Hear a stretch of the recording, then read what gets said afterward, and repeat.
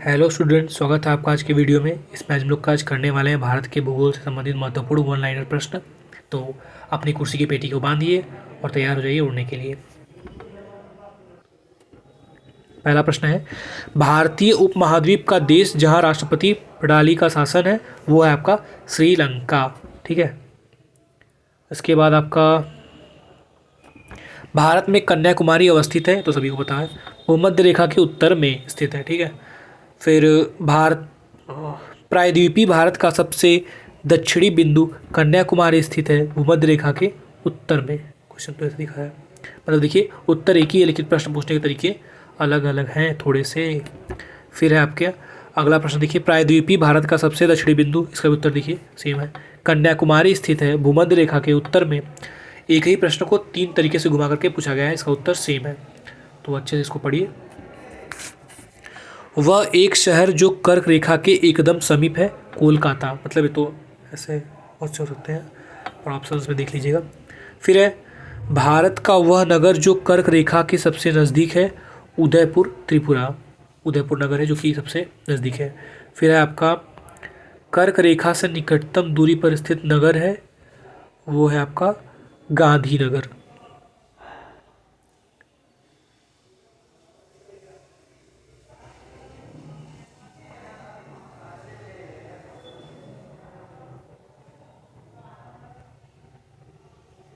वह भारतीय राज्य जो कर्क रेखा के उत्तर पर में स्थित है वो है आपका मणिपुर। फिर है कितने भारतीय प्रदेशों से होकर कर्क रेखा ट्रॉपिक ऑफ कैंसर गुजरती है, तो वो है 8, जो कि आपका मध्य प्रदेश, त्रिपुरा, गुजरात, राजस्थान, झारखंड, छत्तीसगढ़, पश्चिम बंगाल, मिजोरम, त्रिपुरा। ठीक है, ये सब है।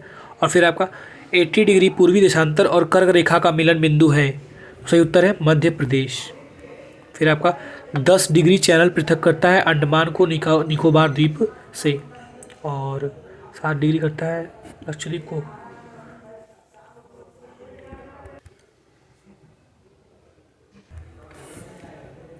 भारत की प्रमाणिक मध्याह्न रेखा कहलाता है 82 डिग्री 30 मिनट पूर्वी। यदि भारत मानक समय याम्योत्तर पर मध्याह्न है तो 120 डिग्री पूर्वी देशांतर पर स्थानीय समय होगा 14:30, मतलब कि 2:30। ठीक है। फिर भारतीय मानक समय याम्योत्तर के सबसे नज़दीक स्थित शहर है मिर्ज़ापुर।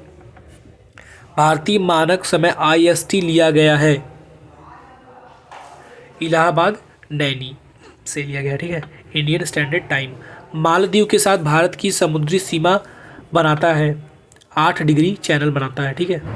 फिर आपका 9 डिग्री चैनल अवस्थित, सॉरी गलत टाइप हो गया ये, अवस्थित है लक्षद्वीप तथा मिनिकॉय के बीच में। इसको हो जाएगा ये अवस्थित, थोड़ा सा खराब है, चलो ठीक है।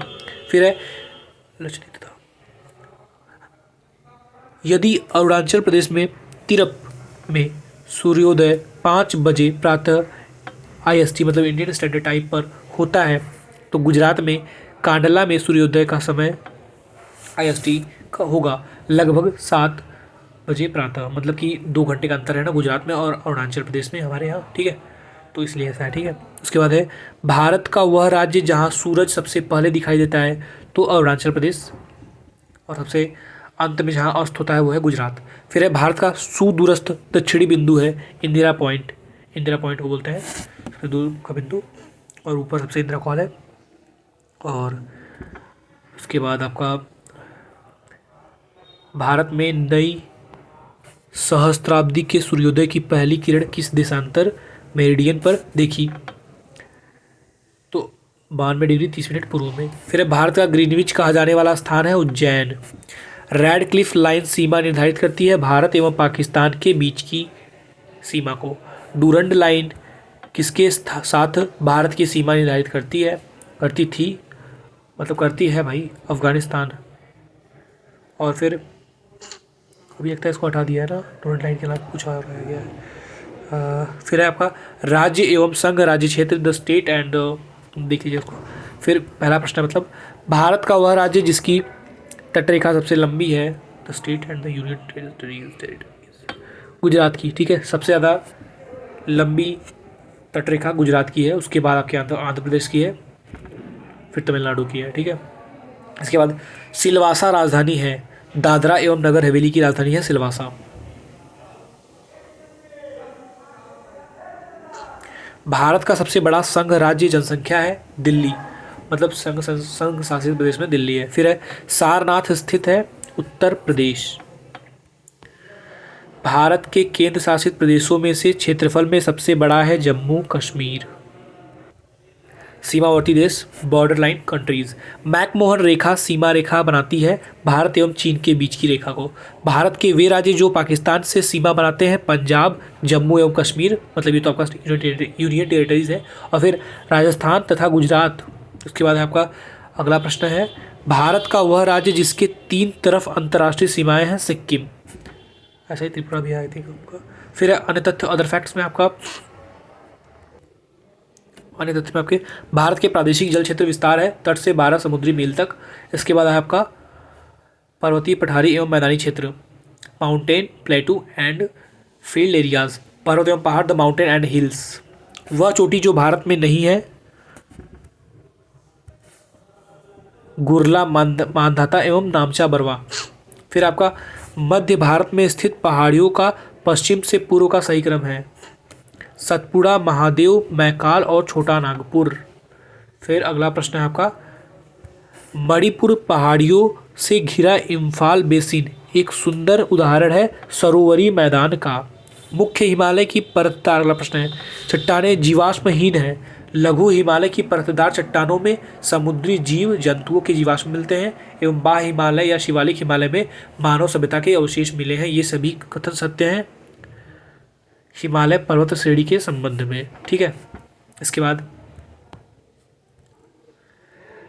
यह एक भ्रंशोत्थ पर्वत है, इसका पूर्वी ढाल क्रमशः नीचा होता हुआ पठार है एवं इसका उत्तरी खंड लावा बेसाल्ट से आच्छादित है। ये सभी कथन संबंधित है पश्चिमी घाट से।